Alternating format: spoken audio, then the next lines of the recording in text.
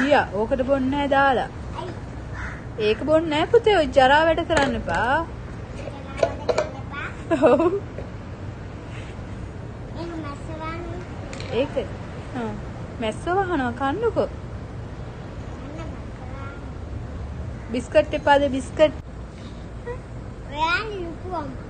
ඔයා කුසියම්. කුසියම්? එයාට මං ආදේනේ. අනේ යන්නනේ. ඇයි? ඔය බොරු කතා.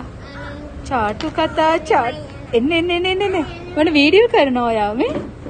චාටු කතා කොනට? චාටු කතා නැතික පේනවා. මට දාන්නකෝ මට